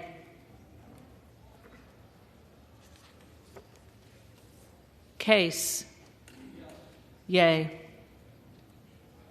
Caston. Yay. Castor of Florida. Yay. Castro of Texas. Yay. Chavez de Reamer. Nay. Sharfelis McCormick. Yay. Chu. Yay. Siscomani. Nay. Clark of Massachusetts. Yay. Clark of New York. Yay. Cleaver. Yay. Klein. Nay. Cloud. Nay. Clyburn. Yay. Clyde. Nay. Cohen. Yay. Cole. Nay. Collins. Nay. Comer. Nay. Connolly. Yay. Correa. Yay. Costa. Yay. Courtney. Yay. Craig. Yay. Crane. Yay. Crawford. Nay. Crenshaw. Nay. Crockett. Yay. Crow. Yay. Cuellar. Yay. Curtis. Nay. Davis of Kansas. Yay. Davidson. Nay. Davis of Illinois. Yay. Davis of North Carolina. Yay. Dean of Pennsylvania. Yay. DeGette. Yay. Dela Cruz. Nay. DeLauro. Yay. Del Bene. Yay. DeLuzio. Yay. DeSaulnier. Yay. Desjardins. Nay. D'Esposito. Nay. Diaz-Balart. Nay. Dingle. Yay. Doggett. Yay. Donalds. Nay. Duarte. No. Nay. Duncan. Nay. Dunn of Florida. Nay. Edwards. Nay. Elsie. Nay. Emmer. Nay. Escobar.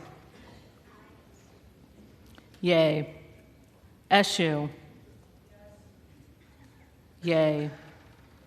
Espaillat. Yay. Estes. Nay. Evans. Yes. Yay. Ezell. Nay. Fallon. Nay. Finstra. Nay. Ferguson. No. Finstad. Nay. Fischbach. Nay. Fitzgerald. Nay. Fitzpatrick. Nay. Fleischman. Nay. Fletcher. Yea. Flood. Nay. Foster. Yea. Fushi. Yea. Fox. Nay. Lois Frankel. Yea. C. Scott Franklin. Nay. Frost. Yea. Fry. Nay. Fulcher. Nay.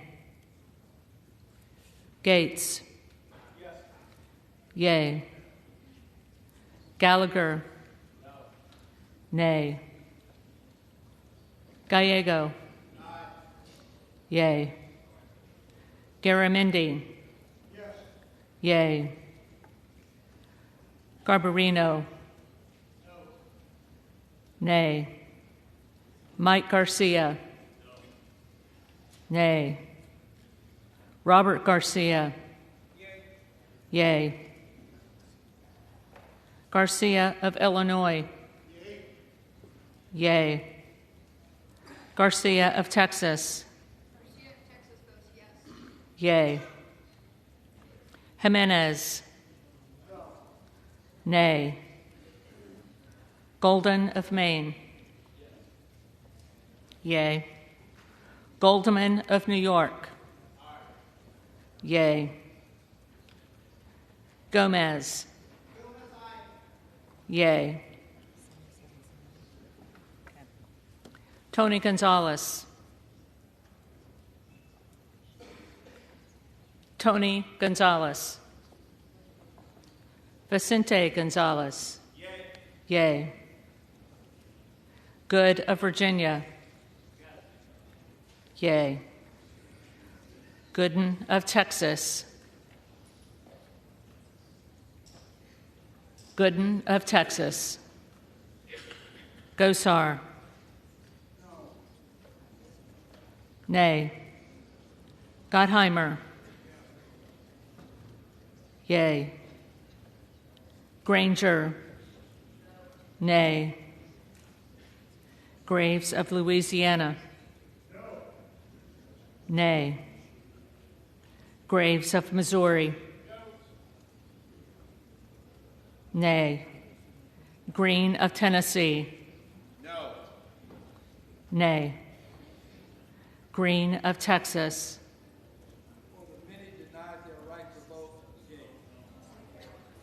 Yea. Green of Georgia. Nay. Griffith. Nay. Grijalva. Yea. Grothman. Nay. Guest. Nay. Guthrie. Nay. Hageman. No. Harder of California. Yea. Harris. Nay. Harshbarger. Nay. Hayes. Yea. Hearn. Nay. Higgins of Louisiana. Nay. Higgins of New York. Yea. Hill. Nay. Himes. Yea.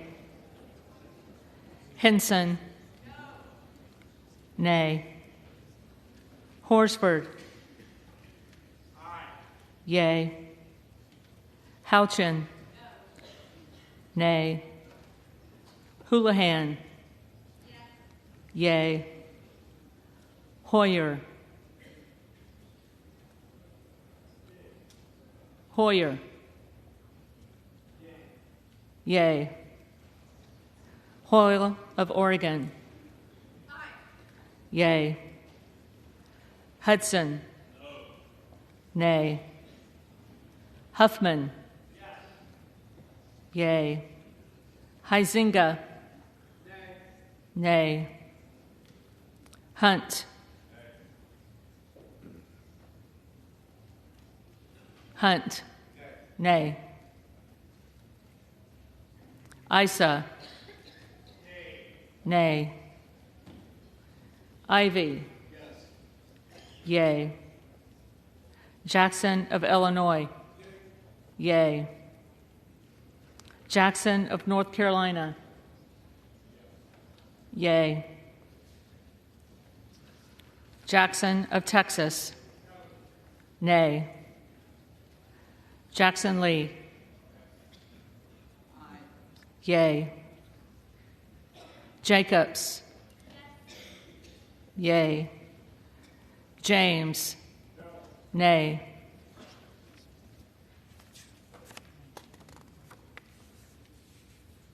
Jayapal. Yay. Jeffries. Yay. Johnson of Georgia. Yay. Johnson of Louisiana. Nay.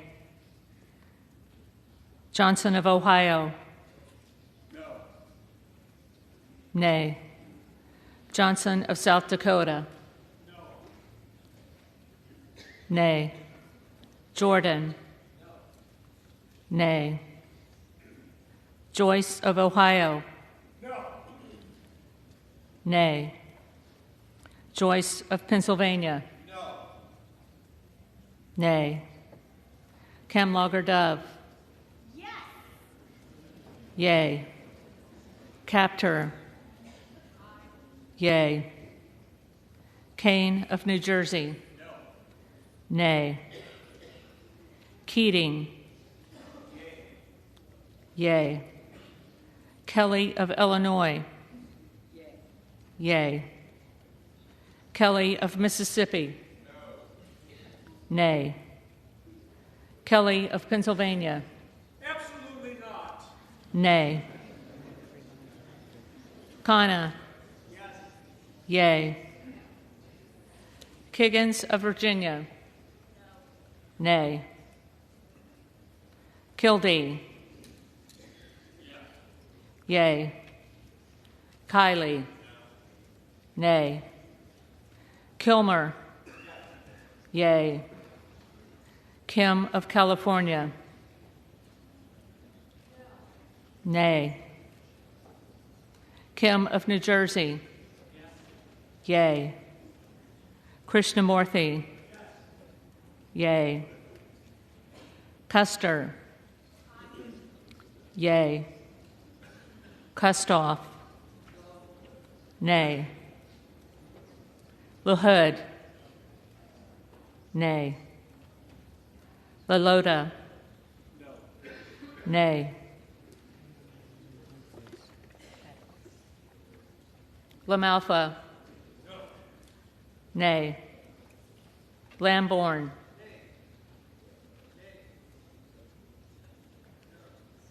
Lamborn, nay. Landsman. Yay. Langworthy. Nay. Larson of Washington. Yay. Larson of Connecticut. Yay. Latta. Nay. LaTurner. Nay. Lawler. Nay. Lee of California. Yay. Lee of Florida. Nay. Lee of Nevada. Yea. Lee of Pennsylvania. Yea. Ledger Fernandez. Yea. Lesko. Nay. Letlow. Nay. Levin. Yea. Liu. Yea. Lofgren. Yea. Loudermilk. Nay. Lucas. Nay.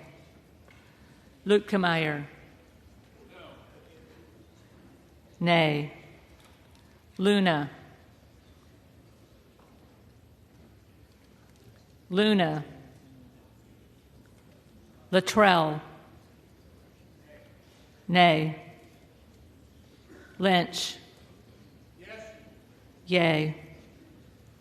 Mace.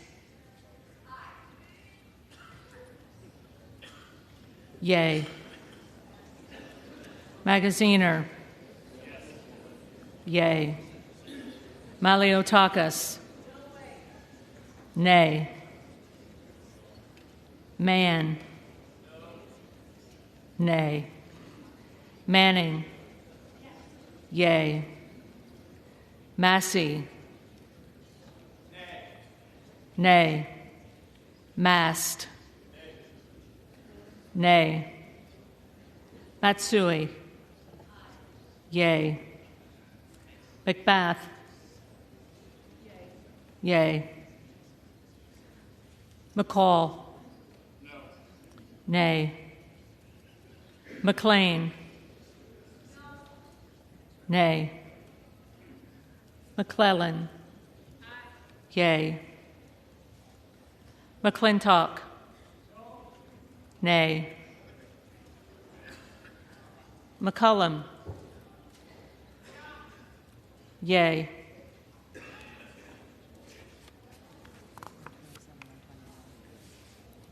McCormick. Nay. McGarvey. Yea. McGovern. Yea. McHenry. No. Nay. Meeks. Yea. Menendez. Yea. Ming. Yea. Muser. Nay. Mfume. Yea. Miller of Illinois. Nay. Miller of Ohio. Nay. Miller of West Virginia. Nay. Miller Meeks. Nay. Mills. Mills. Molinaro. Nay.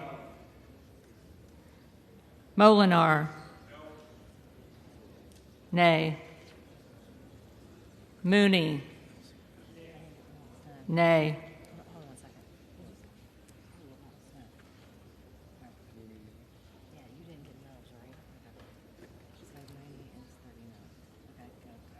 Moore of Alabama. Nay. Moore of Utah. Nay. Moore of Wisconsin. Yea. Moran. Nay. Morelli. Yea. Moskowitz. Yea. Moulton. Yea. Mervan. Yea. Mullen. Yea. Murphy. Nay. Nadler. Yay. Napolitano. Yay. Neal. Yay. Neguse. Yay. Nels. Nay. Newhouse. Nay. Nickel. Yay. Norcross. Yay. Norman. Nay. None of Iowa. Nay. Obernolte. Nay. Ocasio-Cortez. Yay. Ogles. Nay.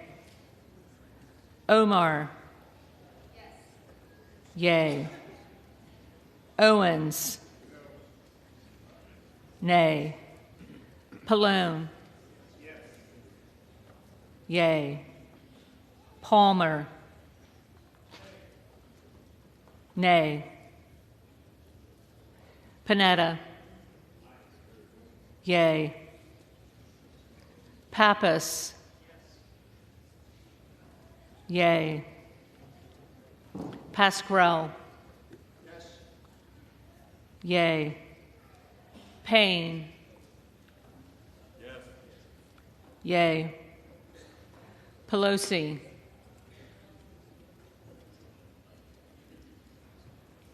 Pelosi. Peltola.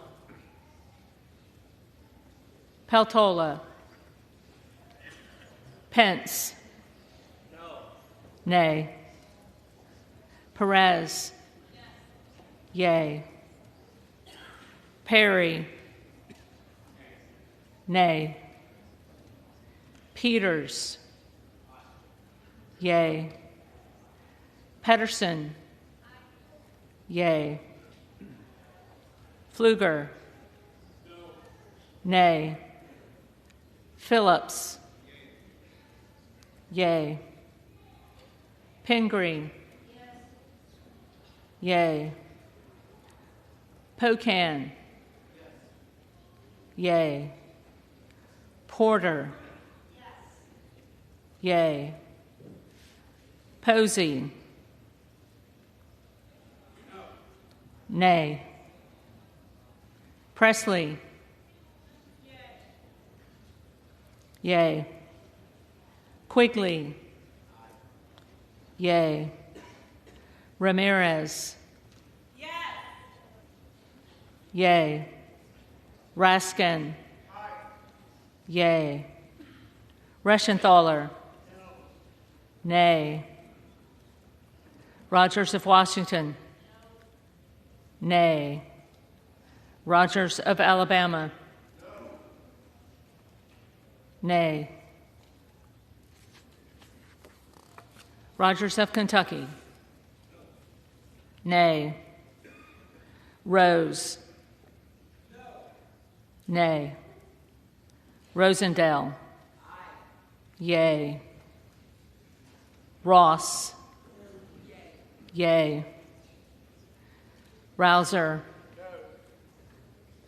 Nay. Roy. Nay. Ruiz. Yay. Rupersberger. Yay. Rutherford. Nay.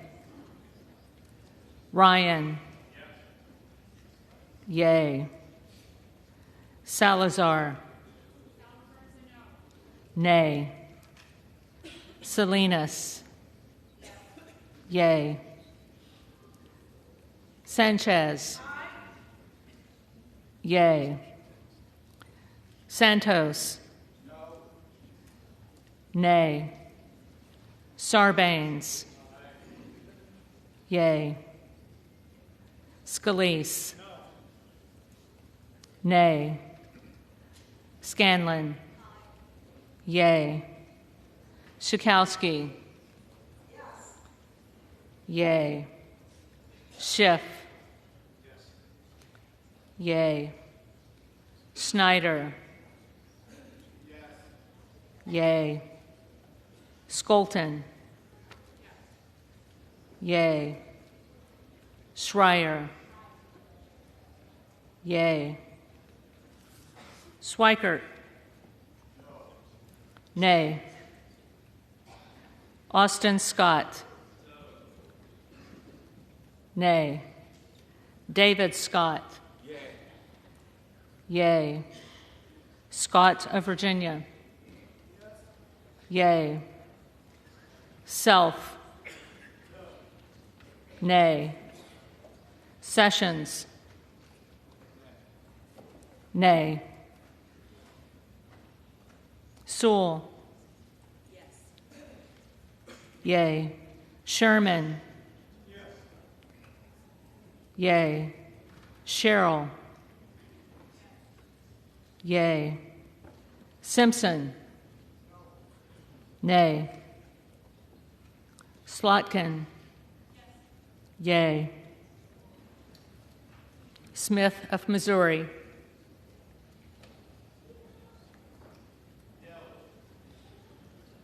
Nay.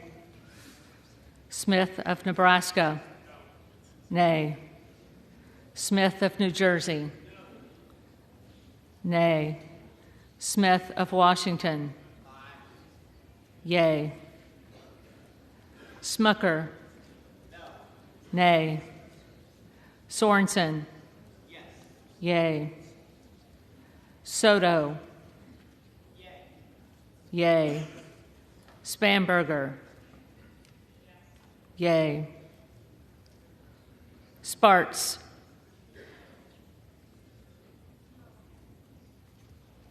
Nay. Stansberry. Yay.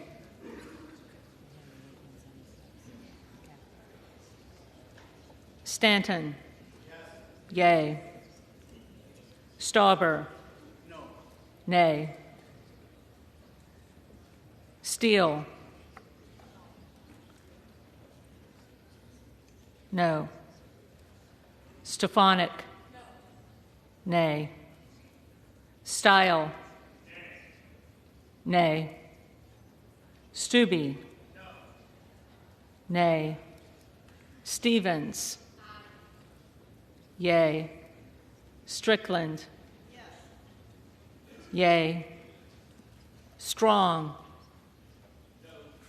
Nay. Swalwell. Yay. Sykes. Sykes. Takano. Yay. Tenney. Nay. Tanadar. Yay. Thompson of California. Yay. Thompson of Mississippi. Yay. Thompson of Pennsylvania. Nay. Tiffany. Nay. Timmons. Nay. Titus. Yay. Talib. Yay. Takuda. Yay. Tonko. Yay. Torres of California. Yay. Torres of New York. Yay.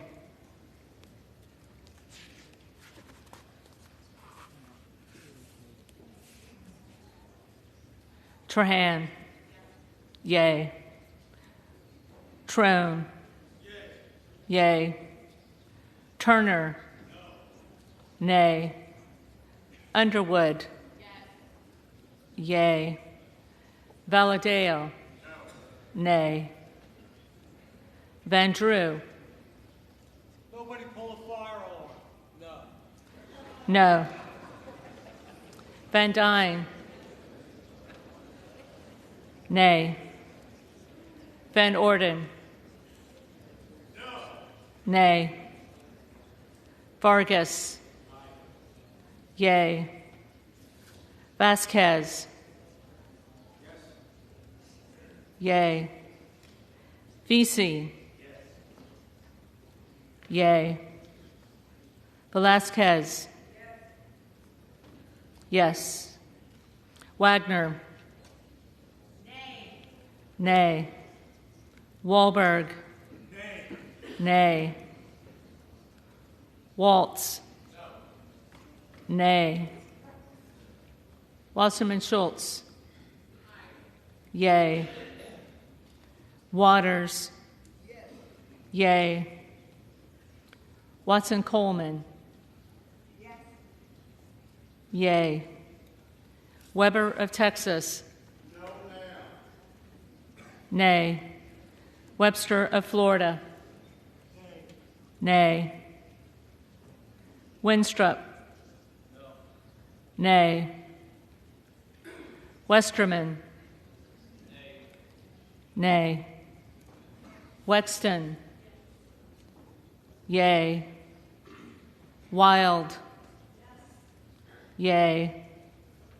Williams of Georgia. Yea. Williams of New York. Nay. Williams of Texas. Nay. Wilson of Florida. Yea. Wilson of South Carolina. Nay. Whitman. Nay. Womack. No. Nay. Yackham. Nay. Zinke. Nay. McCarthy. Nay.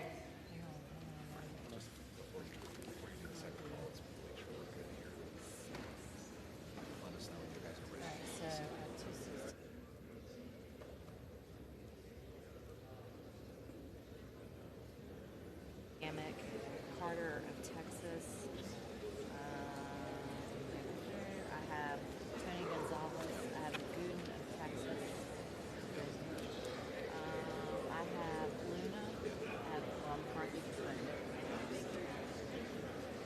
I have Mills. I have Pelosi. I have Vitale. And then I have Sykes. Okay, so You ready to move? now I've got to go through these. Are you good?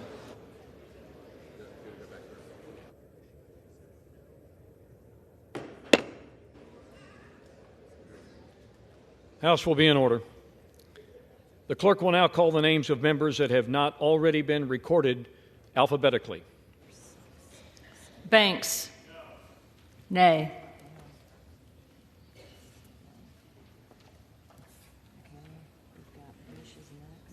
Bush. Bush. Okay, Kamek's next. Kamek. Nay.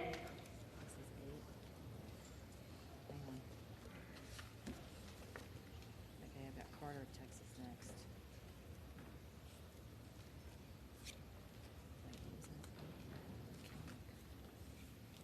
Carter of Texas. Carter of Texas.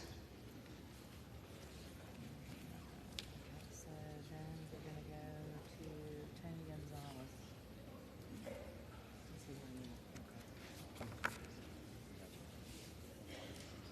Tony Gonzalez. Nay.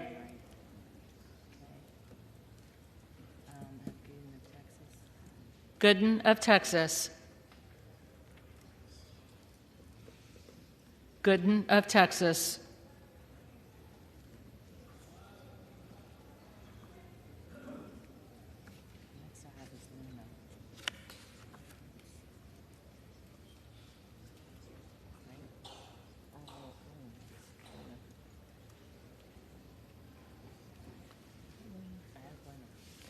Luna. Luna.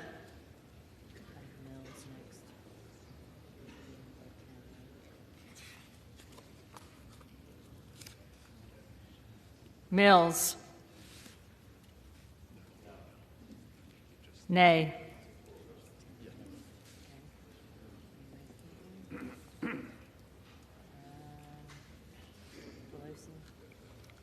Pelosi. Pelosi.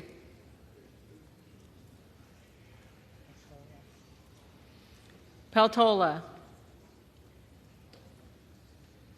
Peltola.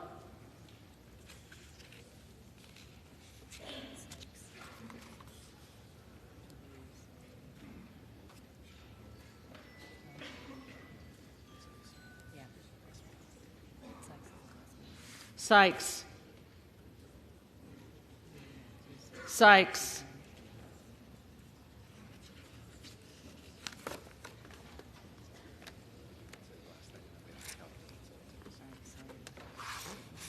Are there other members in this body who have not been recorded or who wish to change their vote?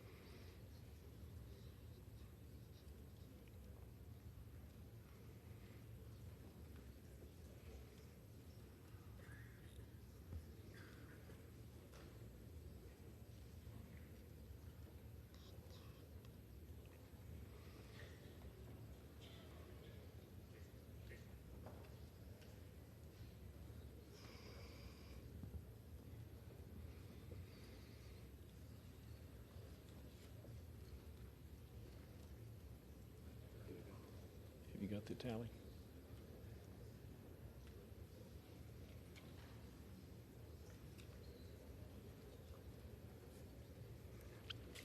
On this vote, the yeas are 216, the nays are 210. The resolution is adopted. Without objection, the motion to reconsider is laid on the table. The office of Speaker of the House of the United States House of Representatives is hereby declared vacant.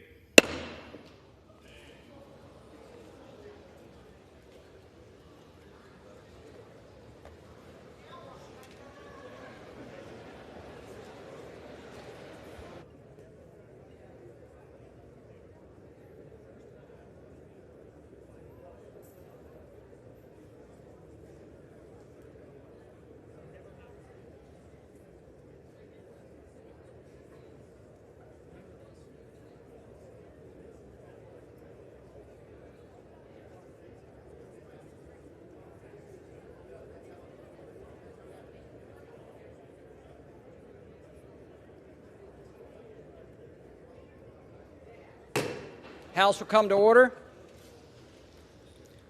The chair lays before the House a communication.